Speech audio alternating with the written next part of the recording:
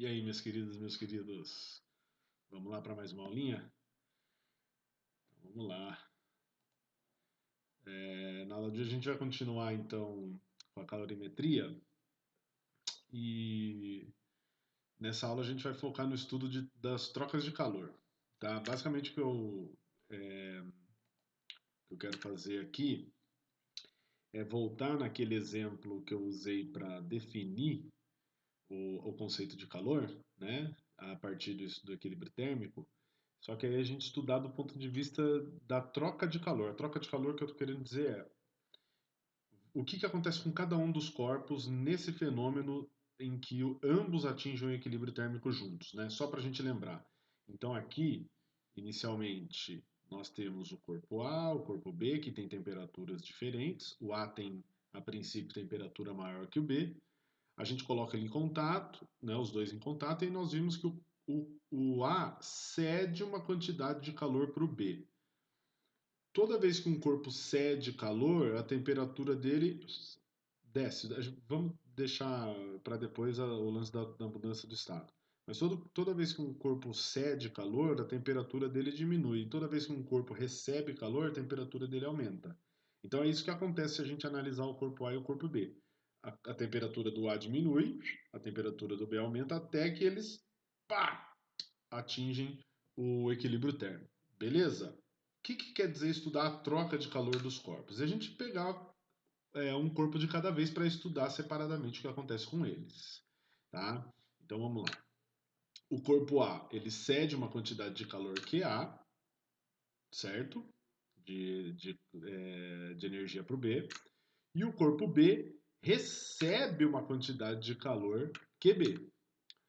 Se a gente lembrar bem das convenções de sinais estabelecidas na aula passada, nós vimos que, né, para o calor cedido, nós adotamos o sinal de negativo, porque está associado a uma diminuição de temperatura. Lembra que o calor depende da variação da temperatura?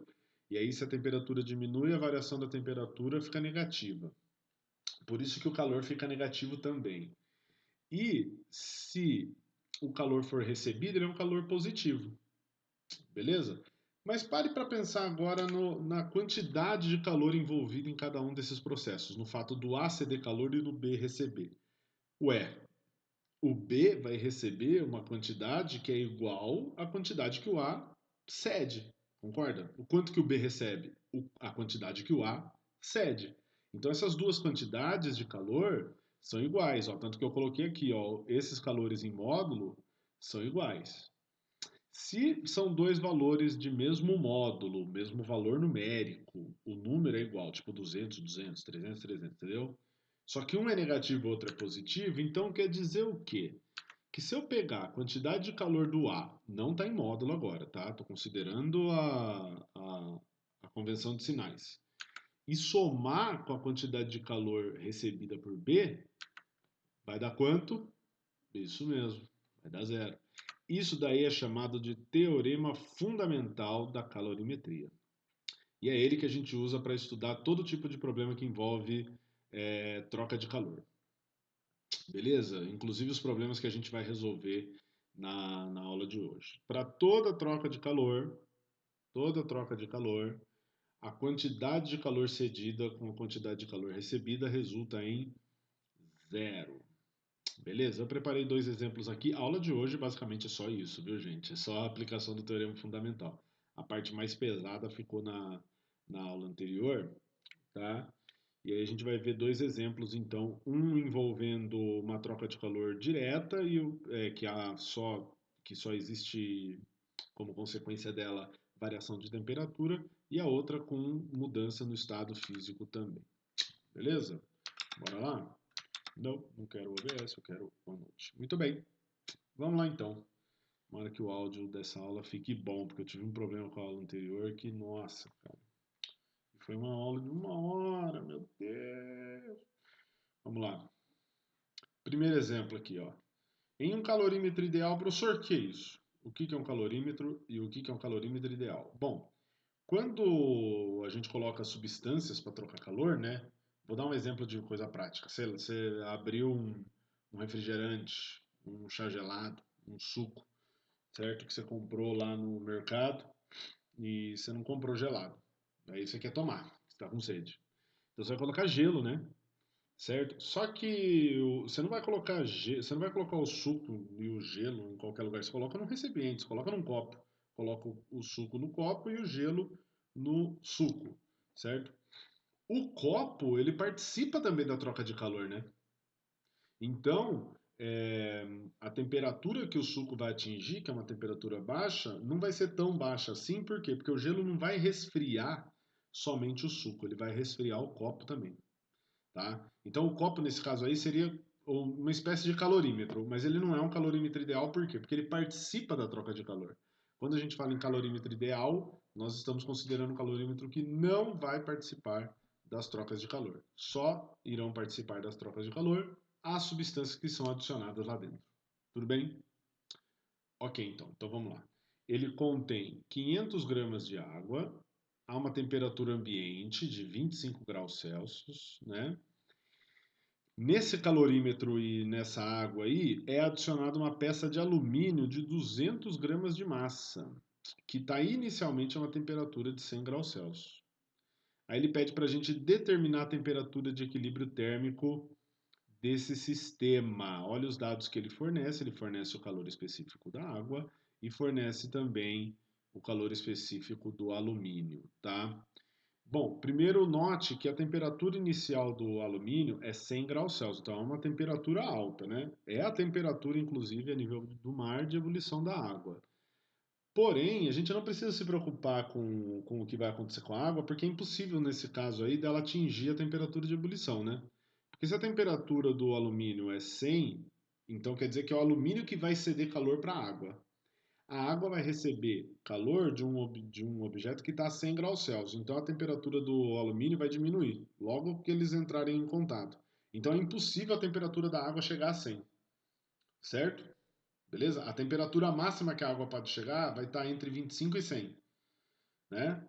Então como que a gente faz? Eu costumo fazer o seguinte, eu costumo anotar os dados das substâncias que vão trocar calor de uma maneira organizada aqui. Então, por exemplo, nós temos água, né? E nós temos alumínio. Vou deixar dessa forma assim. Então eu sei que a massa de água dentro desse calorímetro é 500 gramas e o calor específico da água é 1 caloria por grama grau Celsius, tá? E a temperatura inicial da água é de 25 graus Celsius. Beleza. No caso do alumínio, a massa do alumínio, vou colocar uma maiúscula para diferenciar, é 200 gramas. Perdão, deixa eu colocar aqui 200 gramas. O calor específico do alumínio foi fornecido é 0,5, ele pediu para a gente considerar caloria por grama grau Celsius, beleza? E a temperatura inicial do alumínio é de 100 graus Celsius, tá? O que que o cara pede para a gente calcular? Ele pede para a gente calcular qual é a temperatura final, a temperatura de equilíbrio térmico. Nós vamos utilizar o teorema fundamental da calorimetria, que diz que calor cedido mais o calor recebido é zero. Beleza? Então vamos lá. Quem que cede calor? Quem cede calor é o alumínio. Então vai ser o calor do alumínio mais, nesse caso aqui, o calor da água igual a zero. Esses calores, como eu disse, só estão associados à variação de temperatura. Então tratam-se de calores do tipo sensível. Quer dizer que o calor do alumínio, como que eu vou escrever? MC delta T, massa do alumínio, calor específico do alumínio, variação de temperatura do alumínio. Mais o calor da água, o calor sensível da água, massa da água, calor específico da água, vezes a variação de temperatura da água. Professor, não estou vendo onde está a incógnita do nosso problema, que é a temperatura final do, do sistema, né? Pois é, tá nas variações de temperatura aqui, né? Quando eu for escrever cada uma dessas variações de temperatura, elas vão ficar em função da temperatura final que eu não sei. Se liga, vamos substituir os valores, ó. Vai ficar assim: massa do alumínio, eu sei que é 200, que multiplica o calor específico, que é 0,5, que multiplica a variação de temperatura, que é temperatura final, menos a temperatura inicial do alumínio. que é 100. Tá vendo? Lembra? ΔT, T final menos T inicial. Mais massa da água, 500 gramas, vezes o calor específico da água, que é 1. Variação de temperatura da água, a temperatura final é T, menos a temperatura inicial, que é 25. Muito bem. Vamos lá, 200 vezes meio vai dar 100, aí eu faço a distributiva, então vai ficar 100 vezes T menos 100 vezes 100, 10.000, mais 500 vezes 1 é 500, aí eu faço a distributiva, 500T, menos 500 vezes 25, é 5 vezes 25, certo? 4 vezes 25 é 100, 5 vezes 25 é 125, tenho 100 ali que estava multiplicando 500. Beleza, tá? Vamos continuar. Vou continuar aqui embaixo, acho que até que vai dar espaço. 100T mais 500T, 600T. Menos 10.000 com menos 12.500 vai ficar menos 22.500. Aí eu vou isolar o T. Vê se vocês concordam. Vai ficar assim, ó. 600T é igual a 22.500. Então o T é... Aqui já dá para eu dar uma... Certo? Dividir por 100 em cima e embaixo. Então a temperatura final vai ser 225 dividido por 6. E isso daqui resulta em 37,5 graus Celsius. Essa é a temperatura de equilíbrio térmico do sistema em questão. Deu para entender, galera? Então não é um tipo de problema muito complicado. Ele dá um pouquinho de trabalho e você tem que tomar muito cuidado na hora de substituir os valores, né?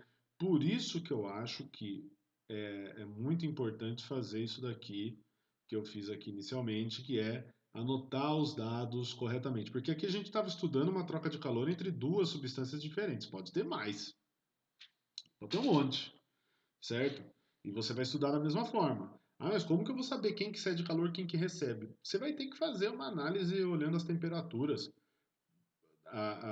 Aquele corpo que tiver maior temperatura, em geral, vai ser o corpo que cede calor, e os que tiver menor vão ser os que recebem, tá? Beleza? Se acabar que você chega num resultado que é inconclusivo e tal, quer dizer que o que você assumiu antes como sendo dado do problema, você acabou assumindo com um certo erro aí. Beleza?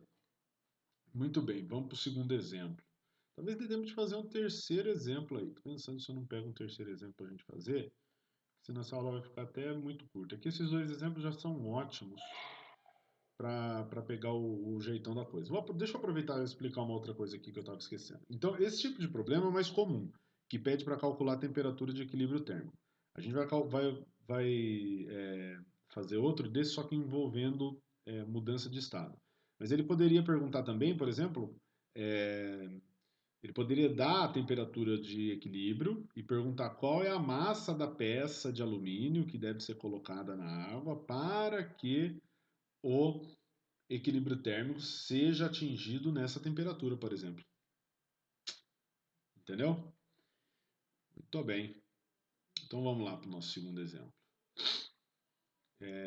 Um bloco de gelo, 100 gramas de gelo, a menos 10 graus Celsius, é adicionado a um copo contendo 450 gramas de água, a 25 graus Celsius. Calcule a temperatura de equilíbrio térmico, desprezando a troca de calor entre o copo e o restante das substâncias presentes. Como eu disse, né? A gente vai ter que considerar o copo aí como um calorímetro ideal, só que agora ele colocou de uma forma que fica mais parecido com aquela explicação que eu dei anteriormente. Então vamos lá. Esse tipo de problema ele já é um pouquinho mais complicado, porque uma das substâncias está numa temperatura que é bem próxima, aqui ó, que é bem próxima da temperatura de fusão dela, certo? Então, vamos ver o que a gente tem inicialmente. Inicialmente eu tenho gelo. Quem que vai trocar calor, né? O gelo. Ó, a massa de gelo é 100 gramas. Vou deixar os calores específicos ali. A temperatura inicial do gelo é menos 10 graus Celsius, certo? E aí nós temos água. A massa da água, a massa inicial de água é 450 gramas, enquanto a temperatura inicial da água é de 25 graus Celsius, certo? Que não é uma temperatura tão alta, mas veja que a massa é 4 vezes e meia maior do que a massa de gelo. E isso aumenta em muito o potencial de troca de calor na água, né? No caso de ceder calor, certo? O que eu tenho que analisar aqui? Eu não sei se essa água ela vai ser capaz de derreter toda essa massa de gelo, certo? E ainda aquecer a água proveniente, porque isso pode acontecer.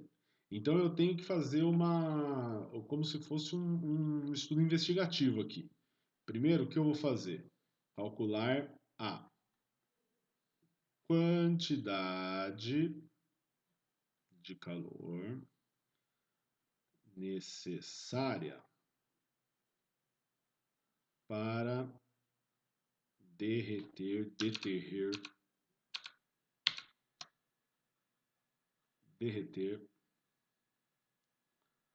todo o gelo. Tá? Por que você vai calcular isso? Calma que não é um cálculo para a gente investigar o que a gente vai fazer para resolver esse tipo de problema, mas também vai ser útil para a gente mais adiante. Tá? Eu vou chamar esse calor aí de calor do derretimento, QD. Sei lá. Como que eu calculo esse calor? Bom, se o gelo está a menos 10, primeiro eu tenho que aquecer ele, né, de menos 10 a zero, para depois ceder mais calor, fazendo com que ele se transforme em água. Então são dois calores, na verdade, que eu vou calcular, tá? Esse calor de derretimento aí vai ser o calor para aquecer o gelo, eu vou chamar de QG, mais o calor da fusão. Me perdoem. Mais o calor da fusão, que é a transformação do gelo em água, né? Então vamos lá, como que vai ficar a formulinha aqui? O calor do gelo é um calor sensível, que vai fazer a temperatura dele aumentar, né? De menos 10 para zero. Então é mc delta T, mais o calor da fusão, que é a massa de gelo vezes o latente de fusão. Então vamos lá. Vai ficar assim, ó. Massa do gelo, 100 gramas. Calor específico do gelo, 0,5 caloria por grau Celsius. E a variação de temperatura do gelo é 10, certo? Porque ele está aumentando de menos 10 para zero, tá? A temperatura de menos 10 está aqui no enunciado. Aqui, beleza? Ok. Mais o calor latente de fusão, que é a massa do gelo, que nesse caso é 100, vezes o latente de fusão, que está aqui, 80 calorias por grama. Calorias por grama. Então vamos lá. Então aqui dá 500. Espera lá. Aqui vai dar exatamente 50 vezes 10, 500, mais 8.000. Então, o calor para derreter o gelo, o calor necessário para derreter o gelo é 8.500 calorias. Eu vou deixar anotado aqui. Para que serve isso daí? Agora o que a gente vai fazer é o seguinte, vai servir para o seguinte, tá? A gente vai calcular uma outra quantidade de calor. Deixa eu só fazer para separar, para não ficar muito complicado na hora que vocês forem ler. A gente vai fazer um outro cálculo do calor. A gente vai calcular o calor que deve ser cedido pela água enquanto a temperatura dela diminui. Aí você pergunta, mas diminui de quanto para quanto? Diminui de 25, que é a temperatura inicial dela, para zero. E por que eu vou fazer esse tipo de cálculo? Porque o gelo, enquanto ele está fundindo, ou seja, passando de água, de gelo, né, da fase sólida para a fase líquida, a temperatura dele não muda, continua zero. Certo? Então, depois que o gelo chegou a 0 graus Celsius, e a água já cedeu um pouquinho de calor, então a temperatura dela diminui um pouquinho. Depois que o gelo chegou a 0 graus Celsius e começou a fundir, a temperatura do gelo permanece a zero. E enquanto a água cede calor para o gelo, a temperatura da água vai diminuindo. Você entendeu? Então vou calcular a quantidade de calor que deve ser cedido pela água para fazer com que a temperatura dela diminua de 25 até zero, porque se esse calor for um pouquinho menor ou igual do que 8.500 que a gente acabou de calcular, o que vai acontecer? A água não consegue derreter o gelo por completo. Se o calor for um pouquinho menor do que 8.500, certo? Beleza? Porque aqui, ó, deixa eu dar uma explicação um pouco mais específica. Eu preciso de 500 para fazer ele chegar a zero e 8.000 para fazer ele derreter. Então, se o calor a ser cedido pela água, para sua temperatura diminuir de 25 até zero, for, por exemplo, 8.000, não é 8.500, é 8.000, quer dizer que o gelo não derrete por completo. E a água que estava a 25 graus Celsius já chega a zero. Aí no final o que vai acontecer? Vai ter o gelo que está a 0 graus Celsius, a água proveniente do gelo que está a 0 graus Celsius e essa massa de água que inicialmente estava a 25 a zero. Ou seja, você tem todas as substâncias, tudo lá dentro do calorímetro, a mesma temperatura. O equilíbrio térmico é atingido, não tem mais troca de calor. Nós vimos isso, né? Só tem troca de calor enquanto não há equilíbrio térmico. Beleza? Se o calor a ser cedido pela água for igualzinho, igual a 8.500, no final o que vai acontecer? Eu vou ter um baita monte de água a 0 graus Celsius. Certo? Por quê? Porque o calor a ser cedido pela água, que antes estava a 25 graus Celsius, foi exatamente a quantidade necessária para derreter o gelo por completo. Então o gelo derrete por completo, só que a temperatura continua zero. E se o calor a ser cedido pela água for maior que 8.500 calorias, tá?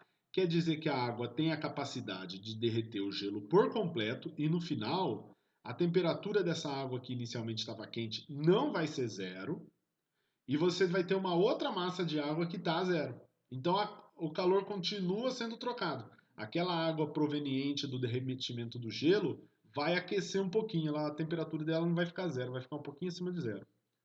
Entendeu? Então é esse tipo de investigação que a gente está fazendo. Nossa, dá trabalho, professor. Esse tipo de probleminha dá trabalho mesmo.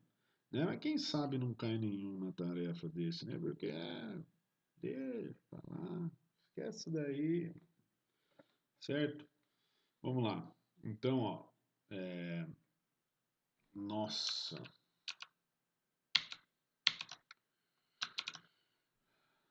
quantidade de calor a ser cedida pela água, vamos fazer assim. Tá? A ser cedida por quê? Eu não sei se é exatamente toda essa quantidade de calor que vai ser cedida, porque eu não sei se ela vai chegar mesmo a 0 graus Celsius. Entendeu? Esse calor que a gente calculou do gelo, ele é um calor que a gente vai utilizar na conta ainda. Esse calor que a gente está calculando para a água aqui a ser cedido, a gente não tem como usar, como aproveitar ele, digamos assim, pelo menos de forma direta. Né? Então vamos lá. É um calor sensível, eu vou chamar de calor da água aqui, né? É um calor sensível porque está associado a uma variação de temperatura, então a gente calcula assim, ó. Parari, parará. Vamos substituir os valores. A massa d'água é 450. O calor específico d'água é 1. E a variação de temperatura da água, menos 25. Concorda? Porque vai diminuir de zero, vai diminuir de 25 para zero, tá? Eu vou até colocar aqui, ó, pra vocês lembrarem. Muito bem. Nossa, vai dar negativo. É um calor cedido que eu tô calculando, né, gente? É para ser negativo mesmo. 450 vezes 25, certo? Quanto que vai dar isso daí? 45 vezes 250. E aí é 40 mais 5 vezes 250. 5 vezes 250 é 1.250. E 40 vezes 250 é 4 vezes 2.500, que é 10.000. Então 10.000 com 1.250 é 11.250. Por favor, esteja certo. 11.250. Vamos tacar na calculeteira aqui, né, mano? Bora tacar na calculeteira. 11.250 tá certo. Não está passando vergonha. Então, se liga. Se liga. Vamos fazer a conclusão agora aqui, ó. Como o calor a ser cedido pela água é maior do que o calor do derretimento, então o gelo derrete por completo, tá? E a temperatura por completo, porque tá querendo mania. E a temperatura de equilíbrio será maior que 0 graus Celsius. Beleza? Tudo bem? Não dá pra ver o que eu escrevi no finalzinho aqui, tá ligado? Porque é disso aqui. Trim. Agora dá pra você ver. Lembrando que toda essa resolução, desculpa, gente. Lembrando que toda essa resolução ela vai ficar disponível lá no bloco de anotações e eu também estou fazendo um print e colocando em PDF lá para vocês baixarem depois, tá? Então, agora a gente tem que descobrir qual é a temperatura de equilíbrio térmico, né? Esse é o caso que você não quer que aconteça, porque é o que dá mais trabalho. Porque se o calor QA for menor do que 8.500 ou igual a 8.500, aqui a gente já parava já e boa, já falava, ó, temperatura de equilíbrio térmico é 0, mano. Entendeu? É 0, acabou, não derrete todo o gelo e boa. Então vamos lá, já que vai ter derretimento de todo o gelo e ainda o aquecimento daquela água proveniente, nós temos que usar o teorema fundamental da calorimetria. O calor cedido mais o calor recebido é 0. O calor cedido vai ser o calor cedido pela água, que está inicialmente a 20 graus Celsius. E o calor recebido? Esse calor recebido, como que a gente pode escrever? Vai ser o calor recebido, primeiro, pelo gelo, para aquecer ele, né, até 0. Aí vai ser o calor recebido pelo gelo a 0 para se transformar em água. E aí vai ter mais um calor, eu vou colocar aqui, ó, calor do gelo mais calor da fusão mais. Vai ser um calor aqui da água que vem do gelo, vou colocar AG, certo? Que vai ser recebido de forma a aumentar a temperatura daquela água proveniente do gelo. Entendeu? Vamos lá. Esse QG mais QF aqui, note que a gente já calculou, né? Ele está aqui, né? Ó, esse QG mais QF. É esse 8.500. Beleza, então a gente já coloca 8.500 no lugar dele. O calor da água vai ser massa d'água, calor específico d'água. A variação da temperatura da água vai ser T menos a temperatura final menos a temperatura inicial, que é 25. Mais. Aí a gente tem, ó, esses dois aqui, que é 8.500, a gente já calculou, vou deixar assim. Mais o calor da água proveniente do gelo, que vai ser massa de gelo, é a massa de gelo que derreteu, vezes o calor específico da água, é o calor específico da água porque agora está no estado líquido, né? Vezes a temperatura final do equilíbrio menos qual é a temperatura inicial dessa água que provém do gelo? É 0, que ela acabou de ser derretido, isso é o gelo que acabou de ser derretido. Beleza? Então vamos lá, vamos substituir os valores. Aqui é 450 no caso da água, né? O calor específico é 1. Aqui fica T menos 25 mesmo. Aquela conta a gente vai acabar fazendo.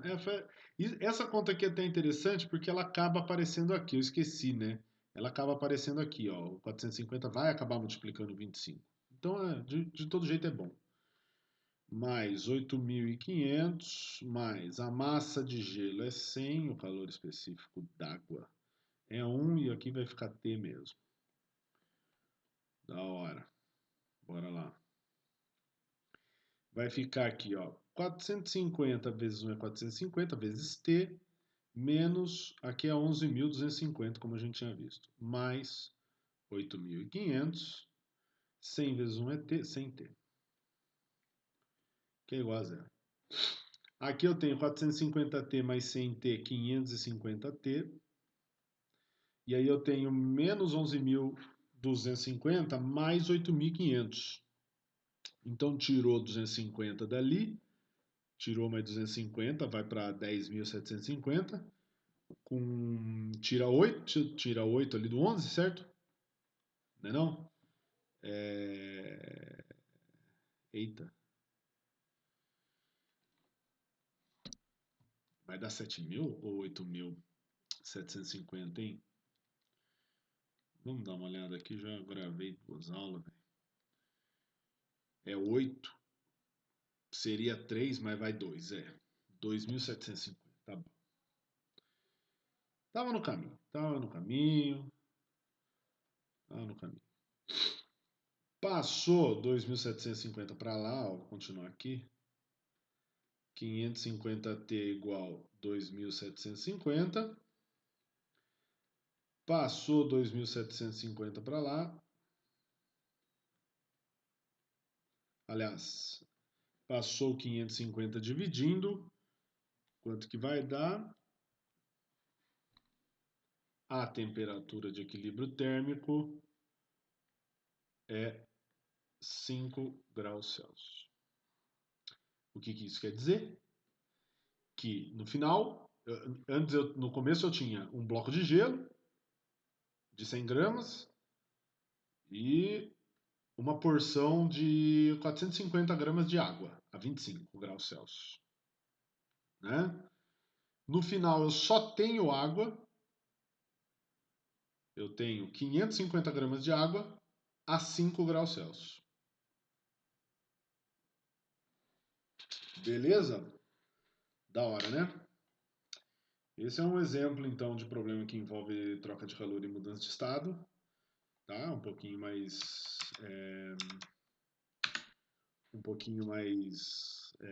digamos, mais complicado. Deixa eu aproveitar e mudar o tamanho disso daqui, ó. On the fly. Mas ele é só trabalhoso mesmo, né? Não é muito difícil assim. Então, coloquei uns exercícios de tarefa para vocês. Lá vocês resolvam. Por favor, me procurem no caso de dúvidas, tá? Pode mandar as dúvidas no horário que vocês quiserem. E a gente vai se falando. Essa semana para vocês aí do segundo ano ficou uma semana um pouquinho mais leve mesmo, tá? Não é porque o conteúdo é assim mesmo, todo ano acontece isso mesmo, tá, gente?